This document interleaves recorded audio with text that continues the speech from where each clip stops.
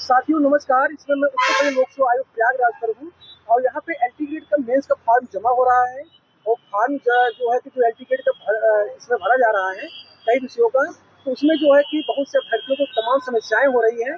अभी हमारे साथ एक जो है सर हैं तो फॉर्म एलटी ग्रेड मेंस का फॉर्म भर भी चुके हैं और जमा भी कर चुके हैं। तो सर आपका बहुत बहुत स्वागत है हमारे चैनल पे। तो सर आपने एलटी ग्रेड का जो मेंस का फॉर्म भरा है शुरू से लेकर के आप बताइए कैसे आपने फॉर्म भरे, क्या क्या डॉक्यूमेंट लगे थे और क्या मतलब आपने प्रोसेस किया था?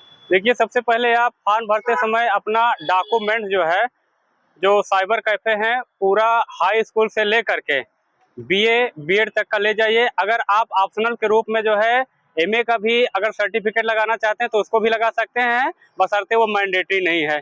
तो इससे आपको ये फायदा रहेगा कि एक एक जो है उसका जो प्रमाण पत्र क्रमांक संख्या रहता है वो गलतियां नहीं हो पाएगा।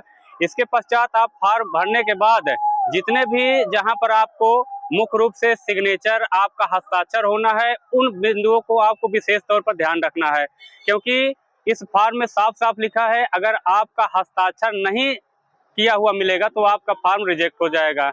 और फॉर्म पर 2-3 जगह ऐसा है कि वहां पर आपको डेट भी डालना है और फोटो जो आप लगाएंगे मुख्य परीक्षा आवेदन पत्र पर, उस फोटो के ऊपर साइन करके आपको अपना डेट डालना है।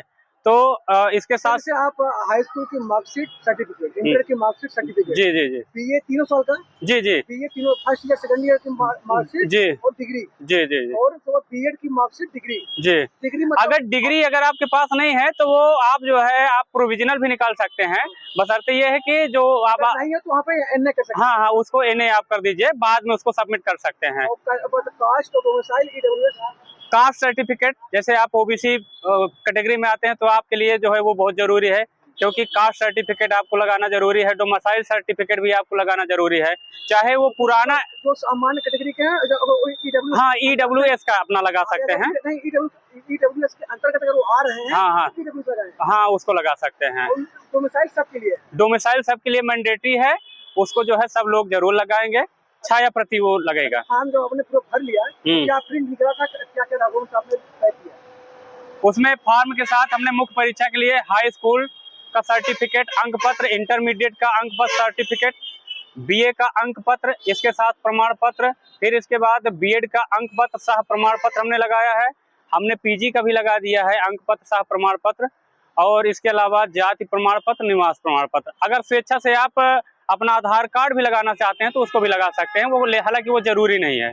तो प्रिंट कितना प्रिंट निकला था? प्रिंट जो आता है आपसे मतलब जो आपने फॉर्म भरा होगा जी प्रिंट भी निकला होगा? प्रिंट मान के चलिए प्रिंट 7 पेज का मुख्य परीक्षा का है, 7 पेज में, और बाकी जो आपका डॉक्यूमेंट्स है वो तो कुल मिलाकर के लगभग 21 से 22 पेज हैं लगभग। तो 22 पेज जो मतलब आप लिफाफा में उसको पैक करेंगे? जी जी A4 सेल्फ अटेस्टेड करना है पूरे डॉक्यूमेंट्स का। सेल्फ अटेस्टेड लिखना है कि जी जी पहले जो है सेल्फ अटेस्टेड लिखिए या स्व प्रमाणित करिए, ऐसा लिख करके अपना आप सिग्नेचर कर दीजिए विथ डेट के साथ।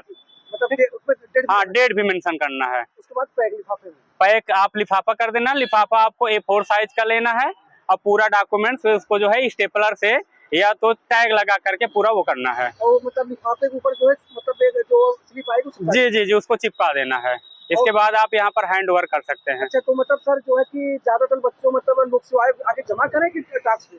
नहीं, ये तो मतलब जैसे आप अगर नजदीक हैं तो यहाँ पर लोक सेवा आयोग आकर के डायरेक्ट जमा कर सकते हैं। तो यहाँ पे आप आए तो क्या आप यहाँ पे प्रक्रिया भी करें?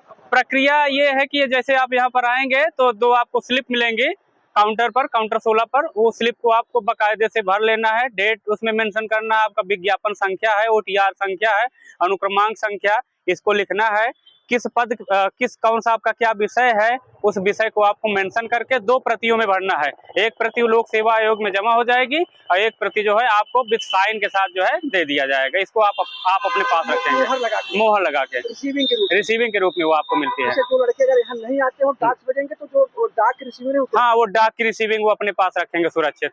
और तो सर यहाँ पे मतलब काउंटर नंबर 16 पे मिलेगा? जी जी जी वो रिसीविंग जो होती है वो काउंटर नंबर 16 पे मिलेगी। बस ऐसे ही, कोई दिक्कत नहीं और बाकी कोई दिक्कत नहीं है, बाकी आपको सहयोग वहाँ पर देते रहते हैं, कोई दिक्कत नहीं। जितने अभी आपके संस्कृत हो गया, होम साइंस जी जी आपका जो अंग्रेजी विषय का, बायोलॉजी, जी जी जी सबका फॉर्म इसमें जमा हो रहा है। हाँ हाँ इनका फॉर्म सबका यहाँ पर जमा हो रहा है। तो सर आपको बहुत बहुत धन्यवाद, आपने हमारे चैनल पे इतना समय दिया और बच्चों को इतना अच्छे से आपने समझाया, क्योंकि उत्तर प्रदेश के जितने 75 जितने बच्चे बहुत परेशान हैं, जी जी जी। उनको मतलब कंटिन्यू पहली बार मेंस को फॉर्म को भर रहे हैं। हाँ, सबसे पहले मैं एक बात बता दूं सर कि मतलब वही यूपीएससी के थ्रू एक जेईई की परीक्षा हुई थी। जी। जेईई में बहुत से बच्चों का फॉर्म रिजेक्ट हो गया था, क्योंकि उस समय से फॉर्म जमा नहीं किए और फॉर्म में बहुत त्रुटियां थी। जी। अगर मैं जो भी फॉर्म भर यहाँ जमा कर रहे हैं, पूरा डॉक्यूमेंट्स उनको लगाना है, जी चाहे अगर जाति विवाद उनका एक्सपायर होगा तो भी लगा देंगे, जी लेकिन जी इसमें कोई दिक्कत नहीं होगी। जी। और सबसे सबसे मुख्य विषय बिंदु ये है कि किसी भी अभ्यर्थी का हस्ताक्षर न छूटने पाए। अगर हस्ताक्षर छूटता है तो उसका फॉर्म रिजेक्ट जरूर हो जाएगा। तो इन विषय को जरूर से सभी लोग ध्यान देंगे। जी, बहुत बहुत धन्यवाद।